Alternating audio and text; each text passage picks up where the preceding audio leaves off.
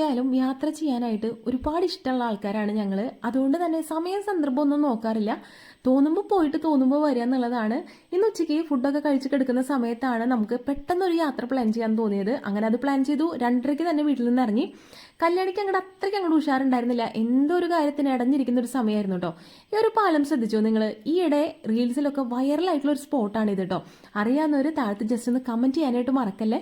അങ്ങനെ നമ്മൾ കുതിരാൻ തുരങ്കൊക്കെ ഉള്ളിൽ കൂടിയാണ് പോകുന്നത്. നമ്മൾ പോയിട്ട് എവിടേക്കാണ് എത്തുന്നതെന്നുള്ളത് ഞാൻ ഇപ്പം തന്നെ പറയാം. പാലക്കാട്ടേക്കാണ് പോകുന്നത്. പോകുന്ന വഴിക്ക് നമ്മുടെ ലുലുമാളൊക്കെ കണ്ടിട്ടുണ്ടായിരുന്നു. ലുലുമാളിന്റെ മോൾ ഭാഗം മാത്രമാണ് കണ്ടിട്ടുണ്ടായിരുന്നത് കേട്ടോ. അങ്ങനെ നമ്മളിത് ആ സ്പോട്ടിലെത്തി നമ്മുടെ വണ്ടിയൊക്കെ പാർക്ക് ചെയ്തു. ഇവിടുത്തെ ഒരു സ്പെഷ്യാലിറ്റി എന്താണെന്ന് വെച്ച് കഴിഞ്ഞാൽ പാർക്കിംഗ് ഫീസ് വാങ്ങിച്ചിട്ടുണ്ടായിരുന്നില്ല കേട്ടോ. വണ്ടി പാർക്ക് ചെയ്തതിന് ശേഷം ജസ്റ്റ് ഞങ്ങൾ പുറത്തേക്ക് ഇറങ്ങി കുറച്ച് അങ്ങോട്ട് നടന്നപ്പോഴേക്കും ഇവിടെ അർജന്റീനയുടെ ഫ്ലെക്സ് ആണ്. നല്ല അടിപൊളി ഫ്ലെക്സ് ആണ് വെച്ചിട്ടുണ്ടായിരുന്നത് കേട്ടോ. അതിന്റെ തൊട്ട് ഓപ്പോസിറ്റ് ഒരു കൊരങ്ങച്ചൻ ഇരുന്നിട്ട് നല്ല അടിപൊളിയായിട്ടുള്ള കോണും കാര്യങ്ങളൊക്കെ കഴിക്കുന്നുണ്ടായിരുന്നു.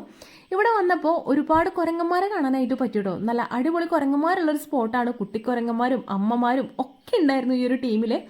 എന്തായാലും അതൊക്കെ കണ്ട് ഞങ്ങൾ വീണ്ടും നടന്നു. പോകുന്ന വഴിക്കാണ് മൂക്കിലേക്ക് നല്ലൊരു സ്മെല്ലടിക്കാനായിട്ട് തുടങ്ങിയിട്ടോ. മറ്റൊന്നല്ല, നമ്മുടെ ബജ്ജിയും അതുപോലെ തന്നെ പഴംപൊരി ആയിരുന്നു കേട്ടോ. പിന്നൊന്നും നോക്കിയില്ല, ആ കടയിൽ കയറിയിട്ട് നല്ല ചൂടായിട്ടുള്ള കടുപ്പത്തിലൊരു ചായയും പറഞ്ഞു.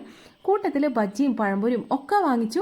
അത് സമാധാനത്തിലിരുന്ന് കഴിച്ചതിന് ശേഷമാണ് പിന്നീട് ഞങ്ങൾ അങ്ങോട്ട് നടത്താൻ തുടങ്ങിയത് കേട്ടോ. പോകുന്ന വഴിയിൽ ഒരുപാട് കടകളൊക്കെ കാണാനായിട്ട് പറ്റുന്നുണ്ടായിരുന്നു. ഇതുപോലെ കൊതിയൂർന്ന ഒരുപാട് കാര്യങ്ങളുണ്ടായിരുന്നു. കോണ് കണ്ടു കഴിഞ്ഞാൽ പിന്നെ വിട്ടുകൊടുക്കാൻ പറ്റില്ലല്ലോ. അപ്പോൾ ഒരു സ്വീറ്റ് കോൺ നല്ല മസാല ഒക്കെ പരട്ടിയിട്ട് വാങ്ങിച്ചിട്ട് അവിടെ ഇരുന്ന് കഴിപ്പായി. പിന്നെ എങ്ങോട്ടാണ് പോയത് നിങ്ങൾക്ക് മനസ്സിലായെന്നുണ്ടെങ്കിൽ താഴത്ത് കമൻറ്റ് ചെയ്യാനായിട്ട് മറക്കരുത്. ഇതിൻ്റെ പാർട്ട് 2 വരുന്നുണ്ട്. അതിലാണ് ഞാൻ ബാക്കി വിശേഷങ്ങളൊക്കെ പറയാൻ പോകുന്നത്. എവിടെ പോയാലും ഇപ്പോൾ ചെറുതായിട്ടൊന്ന് പരിപാടി പാളാറുണ്ട്. ഇത്തവണയും അതിന് മാറ്റമൊന്നും വന്നിട്ടുണ്ടായിരുന്നില്ല. പക്ഷെ ഒരുപാട് എക്സൈറ്റഡ് ആയിട്ടുള്ള കാര്യങ്ങൾ വേറെ ഉണ്ടായിരുന്നു. അപ്പോൾ അടുത്ത വീഡിയോയിൽ കാണാം. ബൈ.